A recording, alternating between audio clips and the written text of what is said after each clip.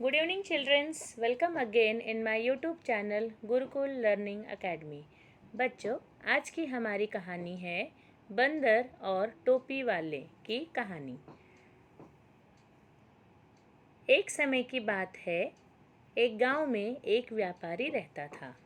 वह अपना पेट भरने के लिए गांव-गांव जाकर टोपियां बेचा करता था। वह रोज सुबह एक बड़ी सी टोकरी में टोपियां लेकर निकलता था। उन्हें बेचकर वह शाम तक अपने घर वापस आ जाता था। एक सुबह वह अपनी टोकरी में रंग बिरंगी टोपियां लेकर निकला।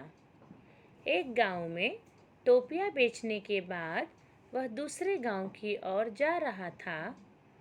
चलते चलते वह बहुत थक गया था। उस रास्ते से गुजरते समय एक जंगल भी पड़ता था। जंगल में उसे एक बरगद का पेड़ दिखाई दिया। उसने सोचा, क्यों ना पेड़ के नीचे बैठकर आराम कर लिया जाए। व्यापारी बहुत थका हुआ था। उसने टोपियों से भरी टोकरी को नीचे रख दिया, फिर सिर से टोपी उतारकर नीचे रखा और गले से गमछे को उतारकर जमीन पर बिछा दिया और उस पर लेट गया। उसके बाद व्यापारी गहरी नींद में सो गया। जिस पेड़ के नीचे व्यापारी सो रहा था, उसी पेड़ पर बहुत सारे बंदर रहते थे। व्यापारी के सोते ही बंदरों ने उसकी टोकरी पर हमला बोल दिया। बंदरों ने रंग बिरंगी टोपियों को लेकर खेलना शुरू कर दिया। कई बंदरों ने टोपियों को हाथ में भी पकड़ रखा था। बंदरों की उछल कूद से वहाँ शोर हुआ तो व्यापारी की नींद खुल गई। नींद खुलते ही व्यापारी के होश उड़ गए। उसकी टोकरी की सारी टोपियां गायब हो चुकी थी। सभी बंदर हाथ में टोपी लिए हुए व्यापारी की ओर देख रहे थे।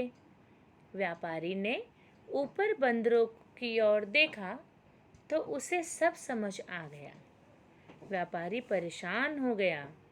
वह सोच में पड़ गया कि अब टोपियां न बेच पाने का कारण उसका कितना नुकसान हो जाएगा। यही सब सोचते हुए वह अपना सिर खुजाने लगा। उसे ऐसा करते देख बंदर भी अपना सिर खुजलाने लगे। व्यापारी को यह देख गुस्सा आ गया। उसने गुस्से में अपने सिर पर अपना हाथ तेजी से मारा। बंदर ने भी अपने हाथ से अपने सिर पर तेजी से मारा। बंदरों को ऐसा करता देख व्यापारी को समझ आ गया कि बंदर उसकी नकल उतार रहे हैं। अब व्यापारी को एक तरकीब सूझी जिससे वह अपनी टोपियां वापस ले सकता था। अब उसने जिस टोपी को सोते वक्त सिर के नीचे रखा था, उसको सिर पर पहन लिया।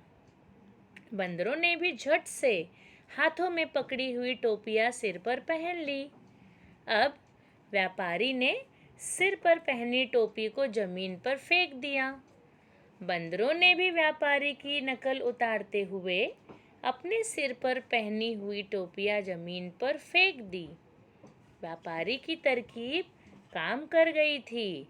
उसने जल्दी जल्दी सारी टोपियां इकट्ठी की।